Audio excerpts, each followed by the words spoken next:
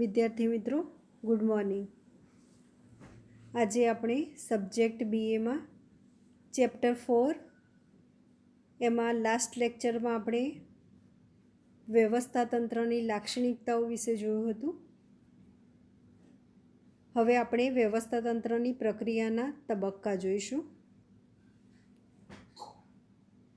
વ્યવસ્થાતંત્ર એક પ્રક્રિયા છે કે જ્યારે પણ આપણે કોઈ ધંધાકીય એકમ શરૂ કરીએ ત્યારે સૌથી પહેલાં આપણે ધ્યેય નક્કી કરીએ છીએ અને એ ધ્યેય નક્કી કરવા અને એની સિદ્ધિ માટે આપણે આયોજન કરીએ છીએ.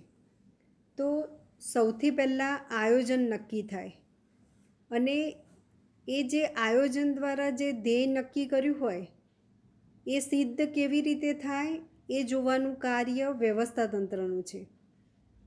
એટલે આ વ્યવસ્થાતંત્ર જે આયોજન દ્વારા જે ધ્યેય નક્કી થયા હોય એ વ્યવસ્થાતંત્ર કેવી રીતે પાર પાડશે એ એક આખી પ્રક્રિયા છે. એના તબક્કા આપણે જોવાના છે.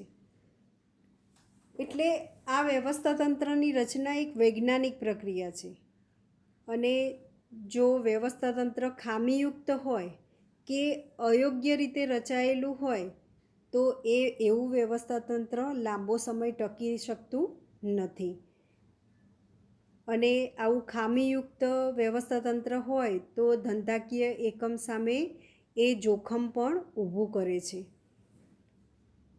અને આ રીતે જે અયોગ્ય રીતે રચાયેલું વ્યવસ્થાતંત્ર હોય એ ધીરે ધીરે એકમનો પણ નાશ કરે છે. એવું P.F. ડ્રકર નામના સંચાલક શાસ્ત્રીનું કહેવું છે. આપણે પીટર એફ ડ્રકર એ નામથી આપણે જાણીતા છીએ. એ આધુનિક જે સંચાલન છે એના પિતા કહેવાય છે. એટલે પીટર એફ ડ્રકરના મતે વ્યવસ્થાતંત્ર યોગ્ય રીતે રચાયેલું હોવું જોઈએ અને તેની રચના યોગ્ય ઢબે થયેલી હોવી જોઈએ. વિદ્યાર્થી મિત્રો, હવે આપણે વ્યવસ્થાતંત્રની પ્રક્રિયાના તબક્કા જોઈશું. હવે આપણે કોઈ પણ પ્રશ્નનો જવાબ લખતા હોઈએ, દાખલા તરીકે સંચાલનના કાર્યો કે સંચાલનનું મહત્ત્વ, તો એના જે બધા ટૉપિક હોય એ આપણે આડાઅવળી લખીએ તો એ ચાલે. પણ આપણે જે વ્યવસ્થાતંત્રની પ્રક્રિયાના તબક્કા લખવાના છે તો પહેલો તબક્કો હેતુઓની સ્પષ્ટતા, તો એ પહેલો જ આવવો જોઈએ. કારણ કે જે પ્રક્રિયા છે એમાં જે પહેલું હોય એ આપણે પહેલું જ લખવું પડે. હેતુઓની સ્પષ્ટતા થાય પછી જ કાર્યોની યાદી તૈયાર કરવામાં આવે. પહેલાં કાર્યોની યાદી થાય અને પછી હેતુ સ્પષ્ટ કરવામાં આવે એવું હોતું નથી. એટલે આપણે આ પ્રશ્નનો જવાબ અહીંયા જે પ્રમાણે આપ્યો છે 7 એના તબક્કા એ જે પ્રમાણે આપ્યા છે એ પ્રમાણે આપણે યાદ રાખવાનો પ્રયત્ન કરીશું. એ જ રીતે તૈયાર કરવાનું છે. એટલે પહેલું છે હેતુઓની સ્પષ્ટતા.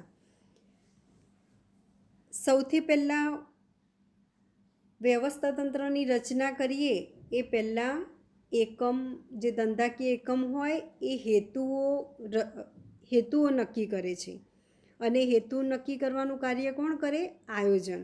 એટલે સૌથી પહેલું આયોજન થાય પછી જ વ્યવસ્થાતંત્રની રચના થાય. એટલે વ્યવસ્થાતંત્રની રચના કરતાં પહેલાં એકમના હેતુઓ અંગે સ્પષ્ટતા હોવી જોઈએ કે કોઈ પણ ધંધાકીય એકમ શરૂ કર્યો છે તો એ પહેલાં એનો હેતુ નક્કી કરશે. બરાબર? એટલે એ હેતુ અંગે સ્પષ્ટતા હોવી જોઈએ. એકમે સિદ્ધ કરવાના મુખ્ય અને ગૌણ હેતુઓને આધારે વ્યવસ્થાતંત્રનું સમગ્ર માળખું ઘડવામાં આવે છે.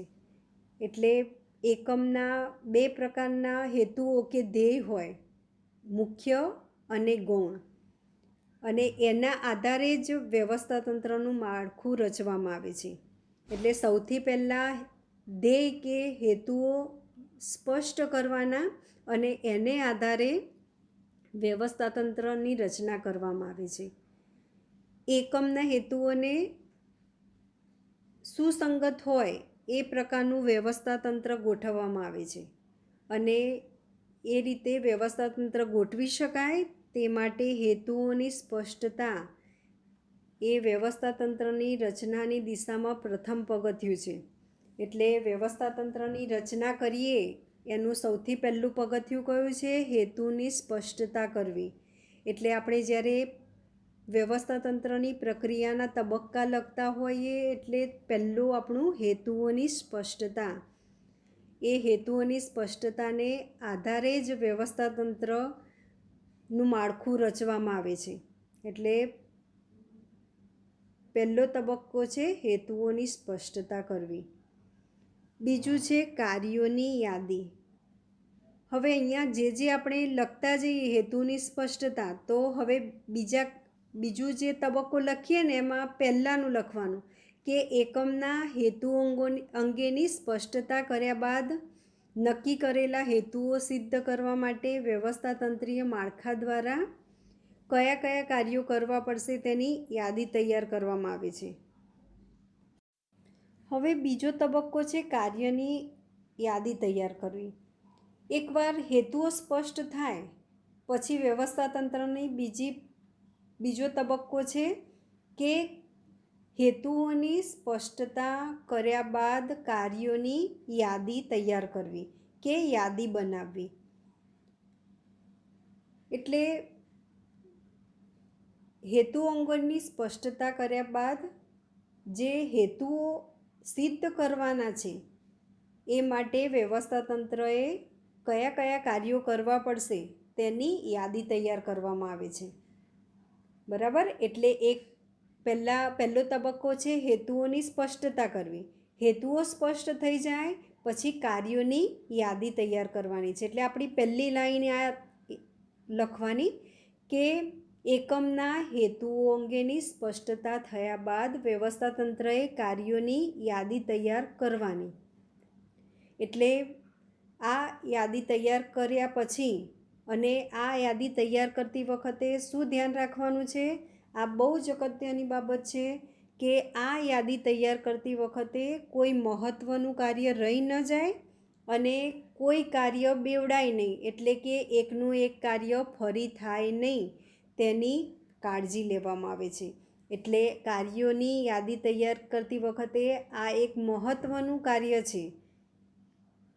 કઈ મહત્ત્વની બાબત છે કે અગત્યનું કાર્ય રહી ન જાય કે એકનું એક કાર્ય બીજી વાર થાય નહીં, એટલે કે બેવડાય નહીં, તેની ખાસ કાળજી રાખવી પડે.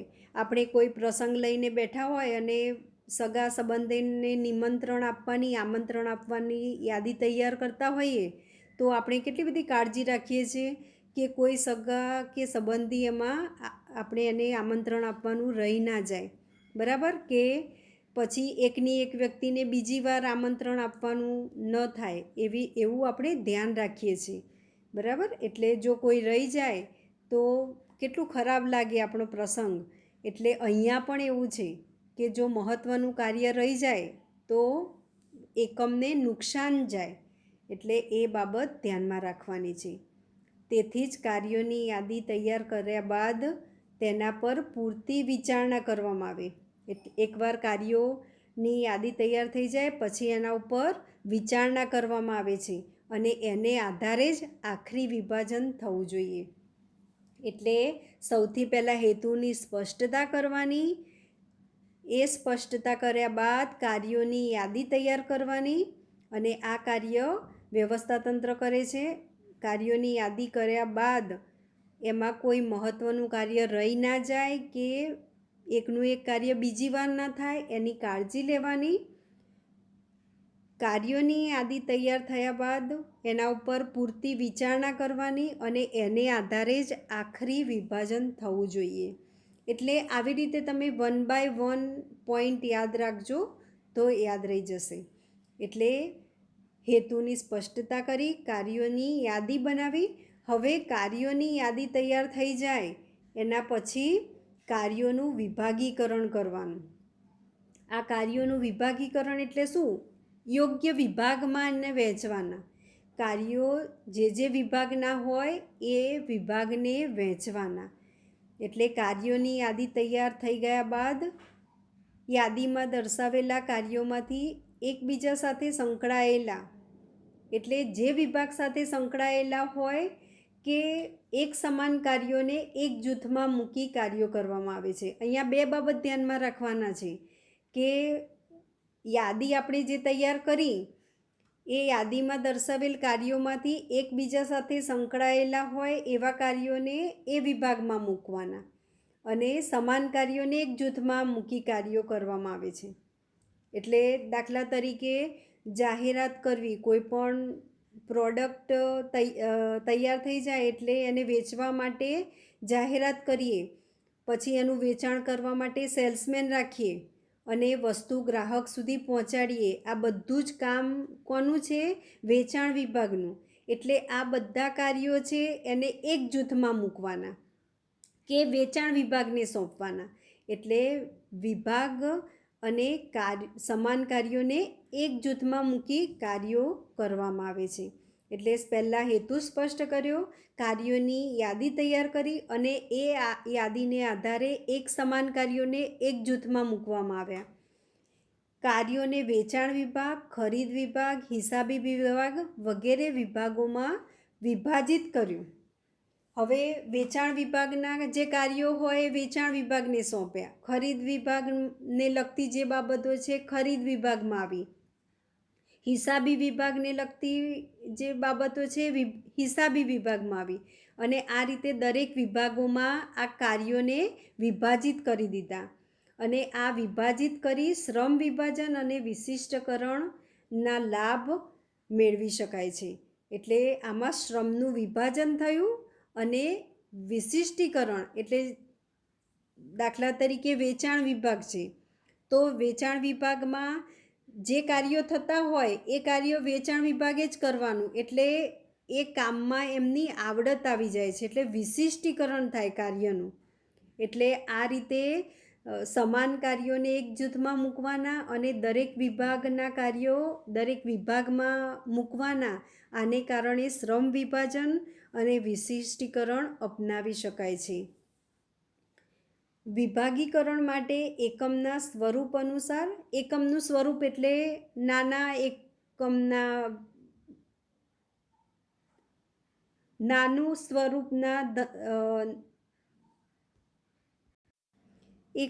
સ્વરૂપ અનુસાર એટલે કે નાના એકમના અને મોટા એકમના. એટલે આ રીતે એકમ બે પ્રકારના, નાના પાયાના અને મોટા પાયાના, એટલે કદ અનુસાર એમ. પછી ભૌગોલિક વિસ્તાર અનુસાર, કાર્ય અનુસાર વગેરે પ્રમાણે પણ વિભાજન થઈ શકે છે. એટલે આ જે વિભાગીકરણ છે એ આ એકમ પ્રમાણે, ભૌગોલિક વિસ્તાર પ્રમાણે અને કાર્ય અનુસાર એનું વિભાજન થઈ શકે છે. દાખલા તરીકે આખા દેશમાં જે વસ્તુનું પ્રોડક્ટ થતું હોય એ વસ્તુનું વેચાણ કરવાનું હોય આખા દેશમાં, તો એ એકમનું વિભાજન આપણે કેવી રીતે કરીશું? કંઈ એક જ હોય એકમ તો એ બધે પહોંચી વળતું નથી, તો આપણે એને જુદા જુદા ઝોનમાં વહેંચી દઈશું. કે પૂર્વ ઝોન હોય એ પૂર્વ વિસ્તારને સાંકળી લે, પશ્ચિમ ઝોન હોય એ પશ્ચિમ વિસ્તારને સાંકળી લે. એટલે આ રીતે જુદા જુદા પૂર્વ, પશ્ચિમ, ઉત્તર, દક્ષિણ એવા ઝોનમાં વહેંચી શકાય. તેવી જ રીતે કાર્ય અનુસાર પણ વેચાણ વિભાગમાં વિજ્ઞાપન કરવું એટલે કે જાહેરાત કરવી, પછી પેકિંગ કાર્ય, વિતરણ કાર્ય, આ બધું શેમાં આવે? વેચાણ વિભાગમાં. એટલે આ બધી બાબતોને ધ્યાનમાં રાખીને વિભાગીકરણ કરી શકાય છે. એટલે કાર્યોનું વિભાગીકરણ એ કઈ બાબત પર આધારિત છે? કે એકમનું સ્વરૂપ અનુસાર, ભૌગોલિક વિસ્તાર અનુસાર અને કાર્ય અનુસાર. એમાં એકમ એટલે નાનો કે મોટો એકમ એનું સ્વરૂપ, પછી ભૌગોલિક વિસ્તાર એટલે કે પૂર્વ, પશ્ચિમ, ઉત્તર, દક્ષિણ એવા વિભાગોમાં વહેંચીને પણ વિભાગીકરણ કરી શકાય. અને કાર્ય અનુસાર એટલે કે જો વેચાણ વિભાગનું કાર્ય હોય તો એમાં જાહેરાત કરવી કે સેલ્સમેન રાખવા, પેકિંગનું કાર્ય, વેચવાનું કાર્ય, વિતરણ કાર્ય, આ બધી જ બાબતો વેચાણ વિભાગમાં આવે. એટલે આ રીતે વિભાગમાં વિભાજન કરવું, એટલે આ રીતે કાર્યોનું વિભાગીકરણ કરવામાં આવે છે. હવે નંબર 4, વિભાગીય હોદ્દા અને લાયકાત નક્કી કરવી. હવે આ કાર્યોનું વિભાગીકરણ કરી દીધું. એ થયા બાદ વિભાગના કાર્યોની જવાબદારી એને યોગ્ય વ્યક્તિને સોંપવી જોઈએ. એટલે કે એ કાર્યોની જવાબદારી સંભાળી શકે તેવા વિભાગીય વડાઓ, એમના હોદ્દાઓ અને તે માટેની યોગ્ય લાયકાતો નક્કી કરવામાં આવે છે. વિભાગીય હોદ્દાઓ એટલે કે દાખલા તરીકે પહેલો વિભાગ, જુદા જુદા વિભાગ, ઉત્પાદન વિભાગ હોય, વહીવટી વિભાગ હોય, વેચાણ વિભાગ હોય, તો આવા હોદ્દાઓ નક્કી કરવાના અને તે માટેની યોગ્ય લાયકાતો નક્કી કરવામાં આવે છે. દાખલા તરીકે વેચાણ વિભાગ માટે વેચાણ અધિકારી. આ રીતે દરેક વિભાગ માટે દરેક વિભાગના અધિકારી નક્કી કરવામાં આવે છે. અને આ જે વિભાગીય વડા હોય એના હાથ નીચે અન્ય હોદ્દાઓ કે સ્થાન ઊભા કરવાનું કાર્ય પણ આ તબક્કે કરવામાં આવે છે. એટલે દાખલા તરીકે વેચાણ વિભાગમાં વેચાણ અધિકારી એટલે કે જે અધિકારી છે એના હાથ નીચે સુપરવાઇઝર અને એના હાથ નીચે કર્મચારીઓ. એટલે આ રીતે હોદ્દાઓ કે સ્થાન ઊભું કરવાનું કાર્ય પણ આ તબક્કે કરવામાં આવે છે. એટલે કાર્યોનું વિભાગીકરણ કર્યા બાદ જુદા જુદા વિભાગ માટે હોદ્દાઓ એટલે કે અધિકારીઓ અને એની લાયકાત નક્કી કરવામાં આવે છે. હવે આ હોદ્દો અને લાયકાત નક્કી કર્યા પછી એ યોગ્ય વ્યક્તિને સત્તા અને ફરજોની સોંપણી કરવામાં આવે છે. વિભાગીય હોદ્દાઓ, પેટા વિભાગીય હોદ્દાઓ અને લાયકાતો નક્કી કર્યા બાદ દરેક વિભાગીય અધિકારી તેની ફરજોને સફળતાપૂર્વક પાર પાડી શકે તે માટે જરૂરી સત્તાની સોંપણી કરવી જોઈએ. એટલે જે અધિકારી નક્કી કર્યો જે વિભાગનું, એને ફરજો સોંપવામાં આવી, બરાબર, કે તેને આ કાર્ય કરવાનું છે. તો એ ફરજો એ સારી રીતે પાર પાડી શકે કે સફળતાપૂર્વક પાર પાડી શકે તે માટે તેને સત્તાની સોંપણી પણ કરવી જોઈએ. એટલે ફરજ અને સત્તા એ બંને એક સિક્કાની બે બાજુ છે. એટલે કોઈ પણ વ્યક્તિને ફરજ સોંપીએ, કાર્ય સોંપીએ, પણ એને સત્તા ના સોંપીએ તો એ કાર્ય યોગ્ય રીતે થતું નથી. એટલે અને આ ઉપરાંત દરેક હોદ્દાની સત્તા સ્પષ્ટ હોવી જોઈએ, જેથી કયો હોદ્દો ધરાવતી વ્યક્તિ કોને જવાબદાર રહેશે તેની સ્પષ્ટતા થાય. એટલે હોદ્દાની સત્તા સ્પષ્ટ હોવી જોઈએ. કઈ વ્યક્તિ કોને જવાબદાર છે એ સ્પષ્ટ હોવું જોઈએ. સત્તા અને ફરજોનું પ્રમાણ યોગ્ય રીતે જળવાય તે પણ આ તબક્કે ખૂબ જ જરૂરી છે. નંબર 6, આંતર સંબંધોની સ્થાપના.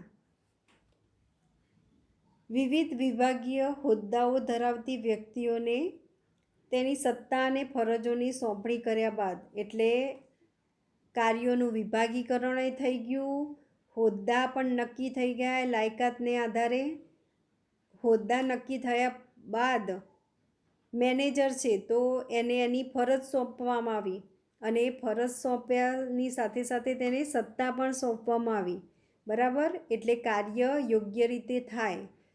હવે આંતર સંબંધોની સ્થાપના. આ બધું જ નક્કી થયા પછી સત્તા અને ફરજોની સોંપણી પણ થઈ ગઈ અને એ કર્યા બાદ તેમની વચ્ચે આંતર સંબંધોની સ્થાપના સ્પષ્ટ રીતે થાય તે જરૂરી છે. એટલે ભલે દરેક વિભાગો અલગ અલગ હોય, ઉત્પાદન વિભાગ, વેચાણ વિભાગ, વહીવટી વિભાગ, હિસાબી વિભાગ, આ બધા જ વિભાગો અલગ અલગ છે અને દરેકના કાર્ય પણ અલગ અલગ છે. આ બધું જ અલગ અલગ હોવા છતાં એ એકબીજા સાથે જોડાયેલા છે, એકબીજા પર આધારિત છે. એટલે આ રીતે એકબીજા સાથે જોડી રાખવાનું કાર્ય એટલે આંતર સંબંધો સ્થાપવા. આને જ કહેવાય કે બધા જ વિભાગો અલગ અલગ છે અને દરેક વિભાગના કાર્યો પણ અલગ અલગ છે, પણ બધા એકબીજા સાથે સંકળાયેલા છે, જોડાયેલા છે. અને આ એકબીજાને જોડવાનું કાર્ય એટલે આંતર સંબંધોની સ્થાપના.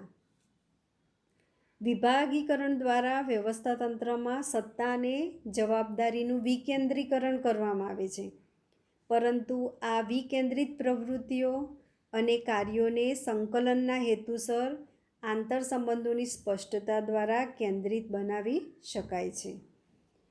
હવે નંબર 7, વ્યવસ્થાતંત્રનો નકશો તૈયાર કરવો. આ વ્યવસ્થાતંત્રનો નકશો તૈયાર કરવો એટલે શું? કે વ્યવસ્થાતંત્રમાં જે અધિકારીઓ અને કર્મચારીઓ સામેલ છે એ દરેક અધિકારીઓ અને કર્મચારીઓ પોતાના સ્થાન વિશે સ્પષ્ટ ખ્યાલ મેળવી શકે તે માટે આકૃતિ સ્વરૂપે વ્યવસ્થાતંત્રનો ચાર્ટ કે નકશો તૈયાર કરવો જોઈએ. બરાબર? અધિકારીઓ અને કર્મચારીઓ, દાખલા તરીકે એવી આકૃતિ દોરી છે, સૌથી પહેલાં ઊંચે સ્થાન છે મેનેજર, પછી એની નીચે સ્થાન છે સુપરવાઇઝર અને એના હાથ નીચે છે કર્મચારીઓ. એટલે આ બધા પોતાનું સ્થાન વિશે સ્પષ્ટ ખ્યાલ મેળવી શકે એ માટે આકૃતિ સ્વરૂપે વ્યવસ્થાતંત્રનો ચાર્ટ કે નકશો તૈયાર કરવો જોઈએ. અને એકમમાં કામ કરતા દરેક કર્મચારી તે જોઈ શકે તે રીતે વ્યવસ્થાતંત્રના નકશાને નોટિસ બોર્ડ પર મૂકવો જોઈએ.